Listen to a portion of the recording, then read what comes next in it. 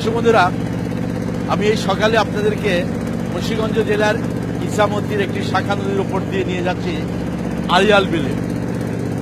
আড়িয়াল বিল প্রধানত মুন্সিগঞ্জের জেলার উপরেই অধিকাংশ বিলটুকু প্রায় লক্ষাধিক একরের উপরে জমি নিয়ে আড়িয়াল বিল, বিশাল এলাকা, একটা প্রাকৃতিক একটা ভান্ডার আড়িয়াল বিল।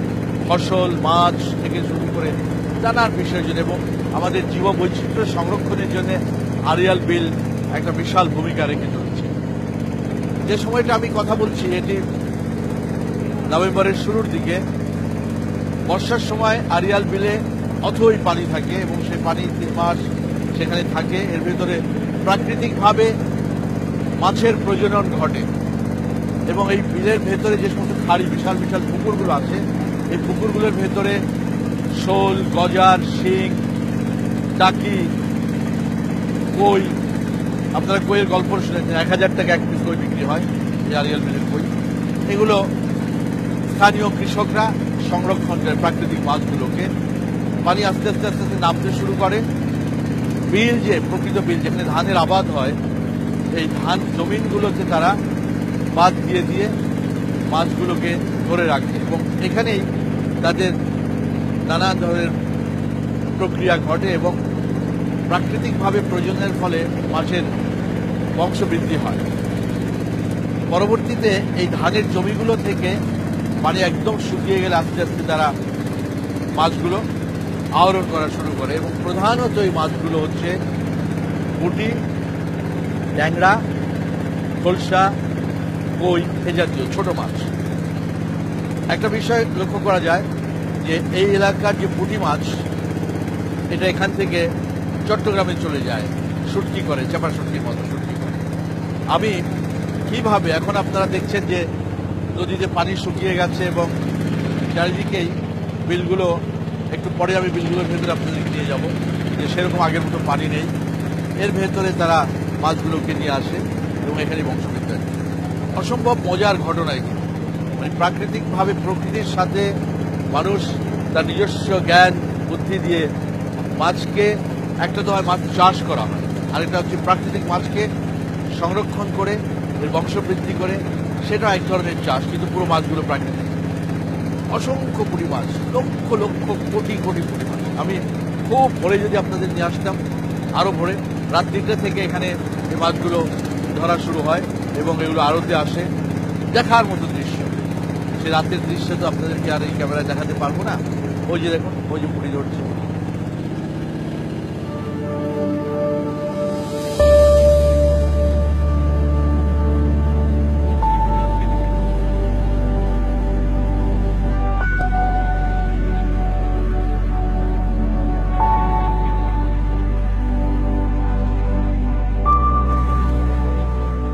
ঢাকার দক্ষিণে পদ্মা ও ধলেশ্বরী নদীটির মাঝখানে প্রায় 136 বর্গ কিলোমিটারের এক বিশাল জলাভূমি এই আড়িয়াল বিল। সব মৌসুমেই আছে এই বিলের ভিন্ন ভিন্ন বৈচিত্র্য। কার্তিকের মাঝামাঝি শীতের কেবল আগমন বার্তা ফুটে উঠেছে। এ সময় আড়িয়াল বিল মেলে ধরেছে তার অন্য রূপ। গোটা বিল এখন পরিণত হয়েছে প্রাকৃতিক ছোট মাছের খনিতে। স্বচ্ছ পানিতে পুঁটি মাছের এমন ঝাঁক এখন আর দেখা যায় না।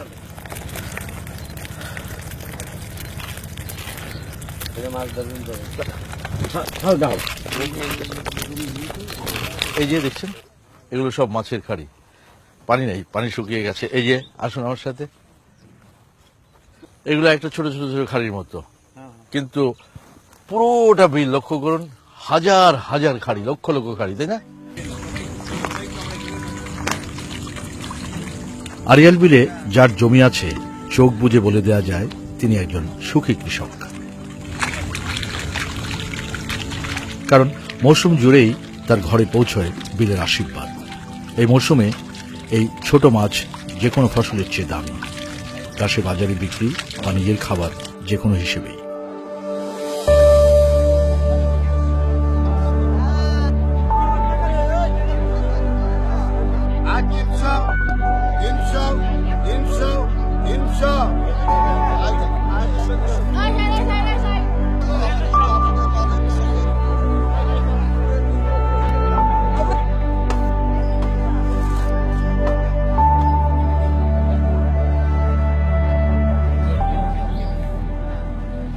আড়িয়াল বিলে ইছামতির এই শাখার তীর ঘেঁষা সবগুলো গ্রামের মানুষই আছে ফসলে, প্রাকৃতিক প্রাচুর্যে এই একই সৌভাগ্যের অধিকারী। ষোলঘর, লস্কর, গাদিঘাট, বোয়ালপাড়া, আরদিপাড়া, বাড়াইখালী, ভাগ্যকুল, রাড়িখাল, জয়পাড়া, মদনখালী, বাড়িখালী, কামারখোলা, ছুতারপাড়া, নারিশা, কোন গ্রামের কথা বলবেন? সব গ্রামে কৃষিজীবী পরিবারগুলো সুখে থাকে আড়িয়াল বিলের এই সম্পদকে ঘিরে। এখানকার একজন বড় কৃষক তাহের আলী তালুকদার। আড়িয়াল বিলে তার জমি রয়েছে 25 বিঘা। তার সঙ্গে কথা হলো এই ছোট মাছের মৌসুম নিয়ে। ছোট ছোট মাছ, ট্যাংরা, বজুরি, খুলসা, এগুলি ধরা শুরু করেন কোন মাস থেকে? শ্রাবণ মাস থেকে আরম্ভ হয়ে যায়। আচ্ছা, শ্রাবণ থেকে শুরু করেন, আশ্বিন, ভাদ্র, আশ্বিন, কার্তিক, কার্তিক পর্যন্ত ধরে, অগ্রহায়ণ মাস। অগ্রহায়ণ মাস। এরপরে এই জমিতে কি করবেন? এরপর এই জমিতে ধান লাগাবো। তাহলে এই মাছটা একদম আপনাদের বাড়তি একটা ফসল। জি, এই মাছগুলি যেমন ওই পানি যখন বর্ষা আসে তখন এই যে জ্যৈষ্ঠী মাসে যে মাছের রেণু দেয়, ডিম দেয়, ডিমগুলি এই বিলের মধ্যে ওই ডিমগুলি ছাড়ে মাছে, ওই ডিমের থেকে মাছ তো সৃষ্টি হয়। মানে আল্লাহ মানে প্রাকৃতিক ভাবে ছাড়তে থাকে। প্রাকৃতিক ভাবে, এটা আমরা চাষের না। আচ্ছা, ছাড়তে থাকে, মাছ বড় হতে থাকে, মাছ বড় হয়ে থাকে। একেবারে মানে জলজ খাবার খায়, এটা এগুলি বড় হতে হ্যাঁ, থাকে। জলজ খাবার খাবার। কি পরিমাণ টাকার মাছ হয় যদি এই এটা পুকুরে? আমার হয়তো কোনো কোনো বছর সব সময় সমান না, তো 5-6 লাখ বা 5-6 লাখ বা বেশি হয়। ওই যদিকে দেখলাম অনেকে লাউ লাগায় ফেলছে। হ্যাঁ, এই লাউ কদিন পর্যন্ত চলবে? লাউ চলবে একবার ফাল্গুন মাস, চৈত্র মাস পর্যন্ত। কুমড়াও তো লাগায়? হ্যাঁ, কুমড়া লাগে, বড় কুমড়া হয়।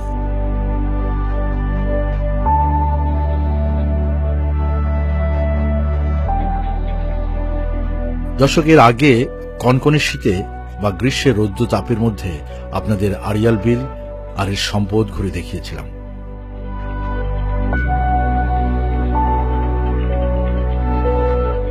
এখন হেমন্তের মিষ্টি সময়, আড়িয়াল বিলের প্রাকৃতিক সম্পদ আহরণের সময়, আর সেই সম্পদের শীর্ষে আছে পুঁটি মাছ।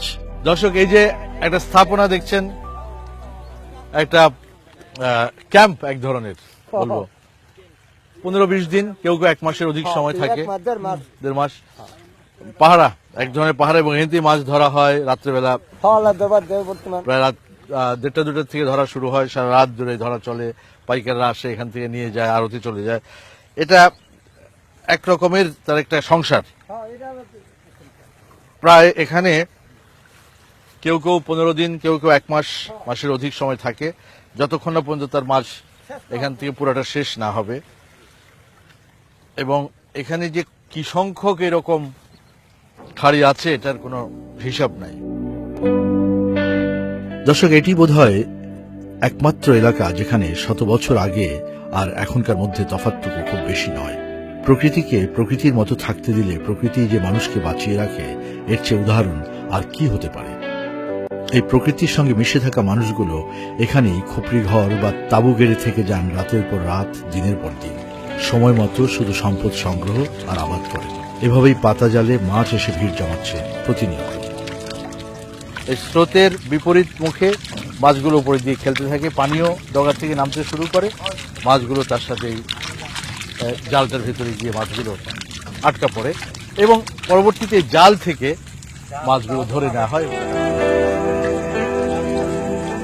এই ডগার মালিক মুজিবুর রহমান, কথা হলো তার সঙ্গে। কত টাকার মাছ এক এক মৌসুমে? এটা কোনো এই যে নির্দিষ্ট নেই, বলা যাবে না। যেমন কেউ মনে করেন একখানি যে এক যে পাশাপাশি খেত, কেউ দেয় 100 গুটি পড়তেছে, কেউ দেয় যে 10 গুটিও পড়ে না, আবার কেউ দেয় 500 গুটিও পড়ে। 500 কোটি বাইকের উপরে। বাইকের উপরে। তো আপনার এই বছরে কত টাকা আনুমানিক ইয়ে করতে পারবেন আশা করেন? মনে করেন যে 4-5 লাখ।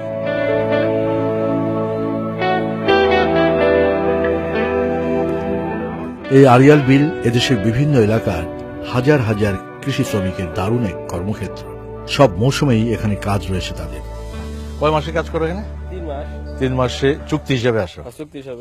কিভাবে হয় জিনিসটা? এই যে মাছ মারা আমগো আটকে না, দেখাশোনা রাখি এটাই। আচ্ছা, আর কত টাকা দেয়? কেউ 8,000, কেউ 7,000, আমার তো কই আছে 10,000। 10,000। হ্যাঁ। আর কি দেয়? খাবার দেয়। খাবার দেয়। আর জমি জিরাত আছে? হ্যাঁ, তো এই মাছের লোকে কি পাকাইবেন আর? এই লাউ দেবো।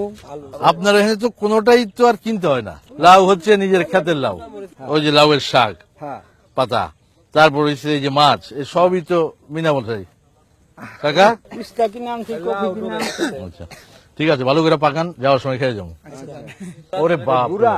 এত বড় দাও কেন? এটা ওই যে বুড়া না খাতে কাঁচার পড়ে গেলে কাইটা কাটুন না। ও আমি আর মনে করছিলাম রাত্রে ডাকাত টাকাত আসে বলে। হ্যাঁ, জায়গা কোনো পুলিশ আছে না, পুলিশ পাহারা দেয়। ভাত কি হয়েছে চাচা? ভাত ওহার একটু দেরি আছে। একটু দেরি আছে না?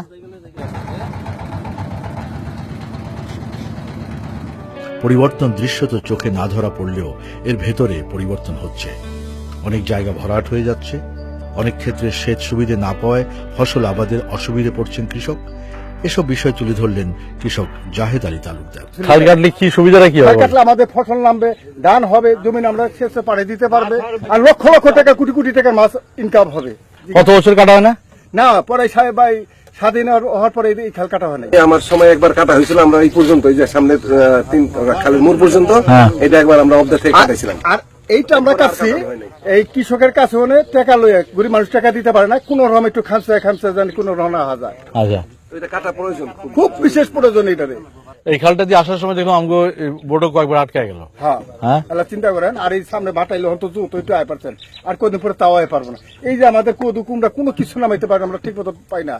একটা কদু নামাইতে বদলি লাগে, এক হারা দিনে একটা 4টা কদু নামাইতে, 4টা কদু দিলে তো কদু টাকা পামু কিনবে।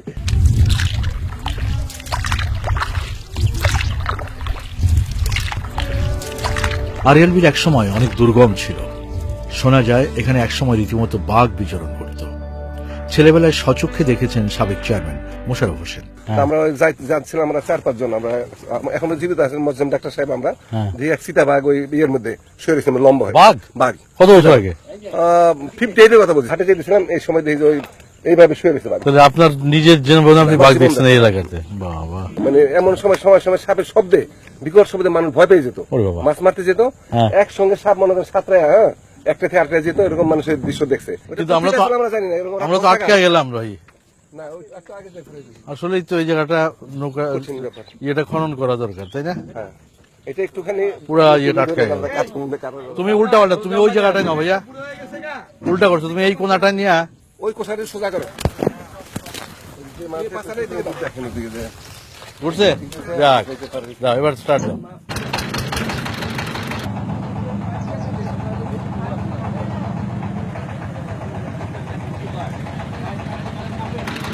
বিলের চারদিকেই চলছে পুঁটি মাছ সংগ্রহ।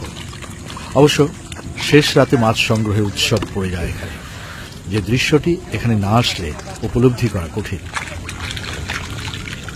রাতে এক দফা মাছ সংগ্রহ করে বাজারে পাঠানো হয়েছে, তারপরও কোনো কোনো ডগায় পূর্ণ হয়ে গেছে মাছ। সামনে জাল বিছানোর ডগাটি দেখে তাই মনে হলো, চলুন কাছে গিয়ে দেখা যাক।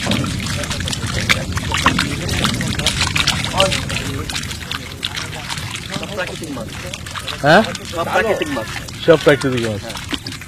দর্শক লক্ষ্য করুন, একেবারে সতেজ মাছ, চকচক করছে, মানে কোনো ধরনের চাষের প্রভাবের ভিতরে নেই। লক্ষ্য করুন, আমি একটু ধরি, একটু দেবেন?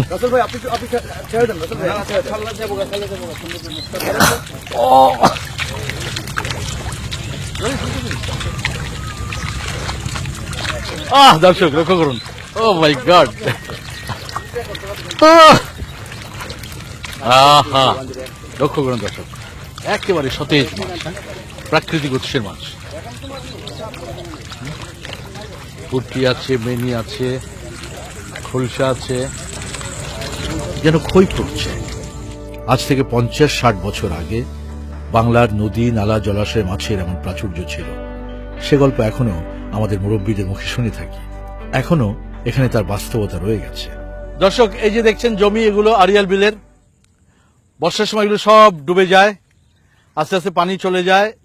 এই ডগাগুলো, এই জমিগুলো বা মাছের ফাঁদগুলো, যেগুলোতে পরবর্তীতে বিভিন্ন ধানের আবাদ হয়, ফল ফসলের আবাদ হয়, পানি নেমে যাওয়ার সাথে সাথে প্রাকৃতিকভাবে যে সমস্ত মাছের পোনা বা প্রজনন হয়ে যে মাছগুলো তৈরি হয়, সেগুলো এই ডগার ভিতরে এসে, বর্ষার শেষের দিকে ডগার ভিতরে এসে এগুলো স্থান নেয় এবং এগুলো কৃষকরা একটু চারিদিক দিয়ে বেড়ি দিয়ে দেয় যাতে এর ভেতরেই মাছগুলো বড় হতে পারে। ওই যে 3 মাস আগে যখন বর্ষার সময় ডিমওয়ালা মাছগুলো ডিম ছেড়ে রেণু পোনা বড় হয়েছিল, সেটাই 2-3 মাসের ভেতরে পুঁটি মাছগুলোর আকার বাড়তে থাকে এবং এই সময়টার ভেতরে পানিও নামতে শুরু করে, তাদের মাছ ধরারও সময় শুরু হয়।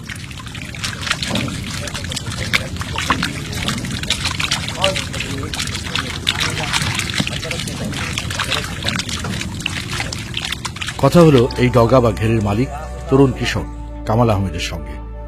বলে রাখি, শিক্ষিত সচেতন এই যুবক নানা পেশায় যুক্ত থেকেও বারবার মাটির টানে ফিরে আসেন তার গ্রামে, এই আরিয়াল বিলে। আমি এটাকে বলি যে মাছের ঘেরও না, খাড়িও না, ফাঁদও না, ডগাও না। আমি বলি এটা একটা মাছের ব্যাংক, তাই না? টাকার ব্যাংক, তাই না? আপনি তো এখান থেকে খালি প্রতি রাত্রে তুলতেছেন আর বাজারে পাঠাচ্ছেন, তো এটা তো টাকার ব্যাংক একটা, তাই তো? কিন্তু এখানে আপনার কোনো ইনভেস্টমেন্ট নাই। আছে স্যার, কি ইনভেস্টমেন্ট আছে? এটাকে মাছের অভয়াশ্রম তৈরি করার জন্য কিছুটা মাছের যেই ঘাসগুলা মাছে খায়, হ্যাঁ। মানে আশ্রয় নেয় যেটা সংস্পর্শে, হ্যাঁ। ওই জাতীয় ঘাস দিতে কিছু হয়। জায়গা থেকে এনে দিছি। এবং পানির নিচে কিছু গাছের ডাল আছে, আচ্ছা। তবে সমস্ত গাছের ডাল আবার মাছের জন্য উপযুক্ত না। আচ্ছা, কিছু আচ্ছা। কিছু গাছের ডাল আছে, মাছ সেখান থেকে চলে যাবে, আচ্ছা। মানে পচনশীল গাছ। আর হ্যাঁ। কিছু কিছু গাছ আছে যেমন আচ্ছা। এটা মাছ এসে হ্যাঁ। আশ্রয় নেবে এমনি করে। তারপরে কিছু বাঁশ টাস আছে, এখানে আমাদের প্রায় 100 থেকে 150 পিস বাঁশ আছে, যদিও এক এক জায়গায় দেখা যাচ্ছে না অতটা। এই বাঁশগুলো কিনেই না আমাদের ব্যবস্থা করতে হয়েছে। আচ্ছা। আর উপযুক্ত সময় এখানে আমার আব্বা লোক নিয়ে শ্রম দেয়। এই বছর কতটুকু আপনি আয় করেছেন? আমি শুধু এই বছর একদিন মাছ বেচছি 40,000 টাকার মাছ বেচছি। একদিনেই একদিন 40,000 টাকার মাছ বেচছি। কি পরিমাণ টাকার মাছ বিক্রি হবে শেষ পর্যন্ত? শেষ পর্যন্ত এখান থেকে 2-2.5 লাখ বা 3 লাখ টাকার মাছ বিক্রি হবে। তারপর আবার ধান চাষ করব। আচ্ছা আচ্ছা।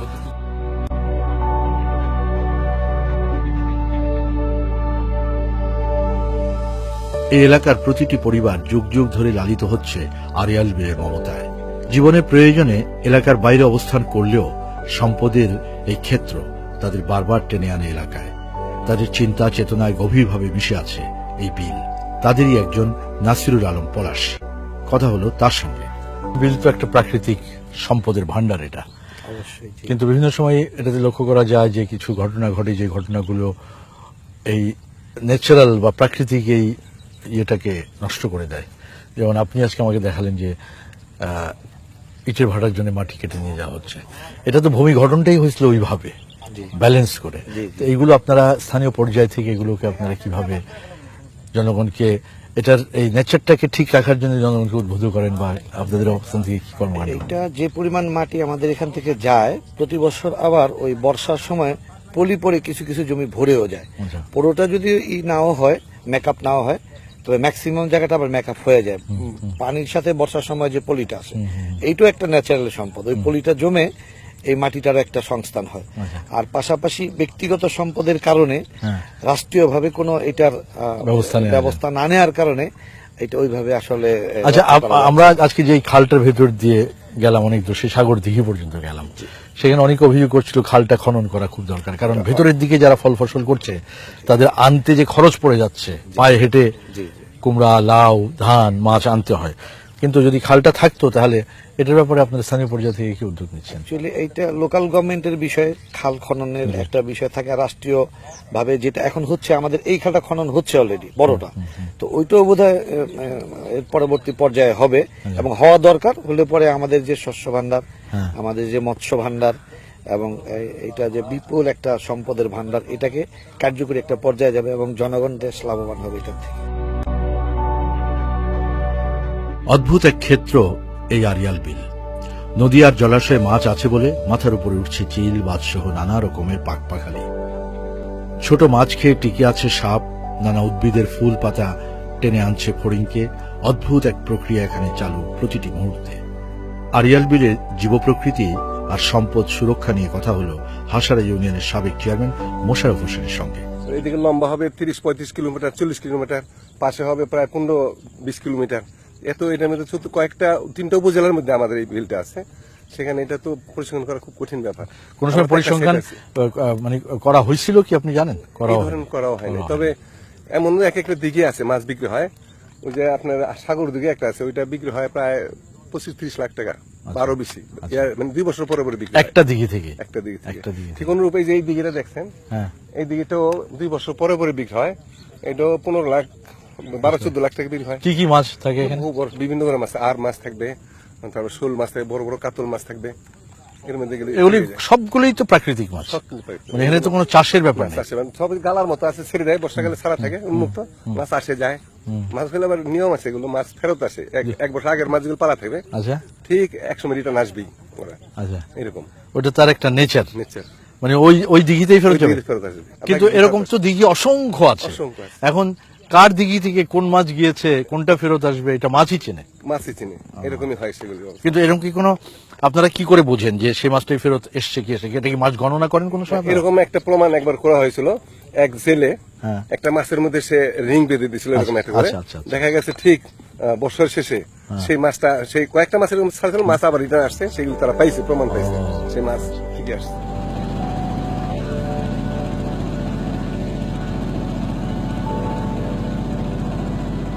বিলে নৌকায় ঘুরতে ঘুরতে আলমপুর ঘাটের অনেকটা কাছাকাছি আরেকটি ডগা এসে পৌঁছলাম।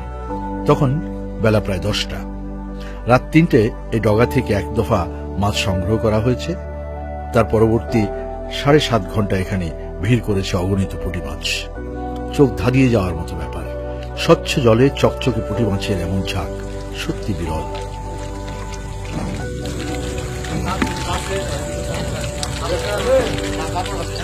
আড়িয়াল বিলের সম্ভ্রান্ত কৃষক রফিকুল ইসলাম বললেন, এই জালে পুঁটি আছে কমপক্ষে 20 মণ। ওখানে যে জায়গায় দাঁড়াইছে এরকম মাছটা যদি থাকে 1 বিঘা বা 1.5 বিঘা 2 বিঘা জায়গা থাকলে 5 লাখ টাকাও হতে পারে, 10 লাখ টাকাও হতে পারে। এখন যেই আমরা জালটায় মাছ দিলাই, সেই জালটায় এই জালটায় পরিমাণ 20 মণ মাছ আছে। 20 মণ মাছ হবে? হ্যাঁ 20 মণ হবে, 20 মণ বেশি হবে। এই জায়গাটা যা দেখতেছেন 20 মণে বেশি হবে, তাতে 80,000 টাকা দাম। এই সামান্য যা দেখতেছেন তার জালটা দেখে শ্বাস পাইতেছি না যে জালটা ছিঁড়া যাবে। আল্লাহ যখন মাছ দেয় তখন বাস্তু যা দেখছেন বিকট মাছ, কোটি কোটি টাকা গিনগিন করছে। এটা তো কিছুই না, খুব কম ব্যাপার। এটা কিছু এবং কদিন যাবত ধরতে থাকবেন? এটা মনে করেন 1 মাস বইরা মারবো। একবার তো এখানে একটা এয়ারপোর্ট করার কথা হয়েছিল, তখন তো আপনারা প্রতিবাদ করছেন। আমরা প্রতিবাদ করছি, এই জন্য আমরা প্রতিবাদ করছি যে আমাদের খুব বিশাল ক্ষতি হয়। আমাদের বড় টাকার গাছেই জমিন, টাকার যা বিল্ডিং আছে, টাকার গাছ ভাড়া পায় মাসের 2 তারিখে। আমরা বছর শেষে এটার মধ্যে টাকার গাছ আমরা টাকা উঠাই নিচ্ছি, সোনার খনির মতো টাকা উঠাই নিচ্ছি। এর জন্য আমরা সরকারের চাপ তো দিই নাই, বা আমরা এয়ারপোর্ট করতেও দিই নাই।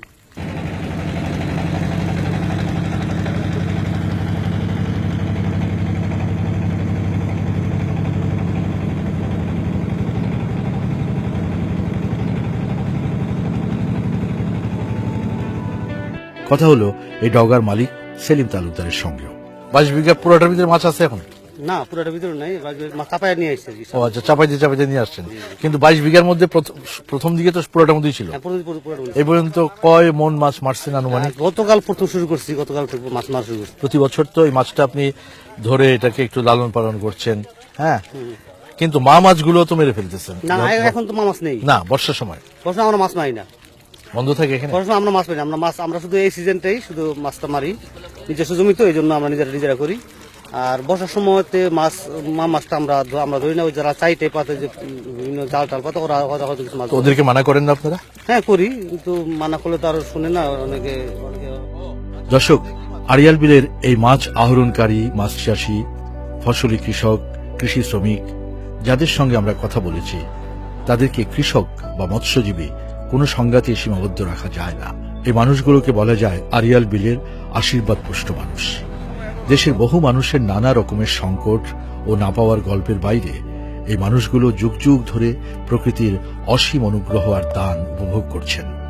আর এর জন্য প্রকৃতির সঙ্গে নিজেদেরকে বিলীন করে দিয়েছেন মানুষগুলো। এখনো আড়িয়াল বিলের জলে স্থলে প্রকৃতির সব অনুষঙ্গ একেবারে আপন ক্ষেত্রের মতো বিচরণ করছে। সাপ, পোকা, ফড়িং আর ছোট বড় নানান পাখির এই রাজ্যে টিকে আছে প্রকৃতির সব ধরনের আবর্তন। আর সে কারণেই এখনো এখানে পাওয়া যায় জলাশয় ভরা মাছ আর ক্ষেত ভরা ফসল। আড়িয়াল বিল এভাবেই সুরক্ষিত থাক যুগের পর যুগ।